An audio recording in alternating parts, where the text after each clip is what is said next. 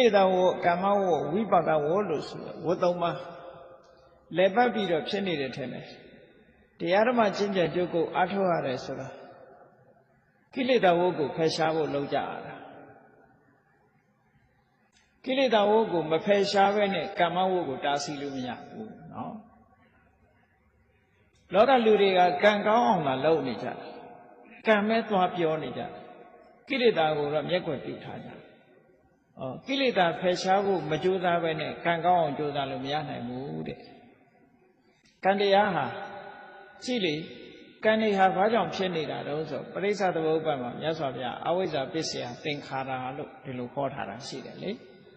ဥပါဒနာပစ္စယဘောကမ္မဘောလို့ဒီလိုဟောထားတာရှိတယ်အဲ့ဒါကြောင့်မို့လို့ကိလေသာတွေရှိနေလို့ရှိရင်ကံတွေဟာရှိနေမှာပဲဒါကြောင့်မို့ကိလေသာတွေပယ်ရအောင်ကြိုးစားကိလေသာပယ်ဖို့ကြိုးစားရမယ်ဆိုရင်အမှန်ကိုသိအောင်ကြိုးစားဖို့လိုအပ်တယ်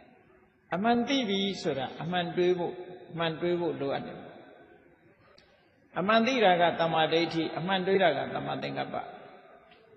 အဲ့ဒီအမှန်သိအမှန်တွေးပြီးတော့မှန်မှန်ကန်ကန်ကြိုးစားအထောက်တာကတမ္မာဝါယာမမှန်ကန်တဲ့အာယုန်တစ်ခုကိုစိတ်ထဲမှာရယူတာကတမ္မာတတိအာယုန်ပေါ်မှာစိတ်တည်ငြိမ်အောင်ထားတာကတမ္မာသမာဓိလို့ဆိုတယ်ဝိပဿနာကျင့်စဉ်တစ်ခုကိုကျင့်နေပြီဆိုလို့ရှိရင်တမ္မာဒိဋ္ဌိတမ္မာသင်္ကပ္ပတမ္မာဝါယာမတမ္မာတတိတမ္မာသမာဓိဆိုတဲ့ဒီမက္ခင်၅ပါးဟာဟန်ချက်ညီညီနဲ့သင်္ခါရအာယုံပေါ်မှာအလုံးလုံးနေပြီဆိုလို့ရှိရင်ခုနပြောရတဲ့ကိလေသာတွေကနည်းတဲ့နည်းလာမှာကိလေသာတွေကိုပယ်တဲ့နည်းဟာအဲ့ဒါပဲဘယ်မှာကိလေသာဖြစ်တယ်လဲကိလေသာဖြစ်တဲ့ခန္ဓာ၅ပါးကိုအမှန်တိုင်းသိအောင်ကြိုးစားအထောက်မှန်တိုင်းအောင်သိအောင်ကြိုးစားအထောက်ခြင်းဖြင့်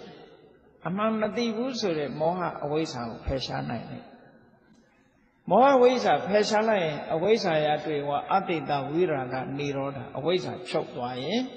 သင်္ခါရနိရောဓသင်္ခါရချုပ်မယ်ဒါကြောင့်မို့လို့ကိလေသာနိရောဓကမ္မနိရောဓတဲ့ကိလေသာချုပ်မှကံဆိုတာချုပ်လို့ရတယ်နော်ဒါကြောင့်မို့လို့ဘုန်းကြီးတို့တွေကိလေသာကိုဖယ်ရှားနိုင်အောင်ကိလေသာဖြစ်ရာဘူမိလို့ခေါ်တယ်ကိလေသာတွေဖြစ်ရာခန္ဓာ၅ပါးဥပါဒณะခန္ဓာကိုအမှန်သိအောင်ဝိပဿနာဉာဏ်ဖြင့်ရှုမှတ်ကြရမှာဖြစ်တယ်အဲ့ဒါလို့ဝိပဿနာဉာဏ်နဲ့ရှုမှတ်မှအမှန်သိလာတဲ့အခါမှာတွေ့တာမှုအဝိဇ္ဇာဖယ်ရှားပြီးတော့တွေ့တာမှုဆိုတဲ့တဏှာဟာကင်းပြတ်သွားမှာပဲအဲ့ဒါလို့အဝိဇ္ဇာ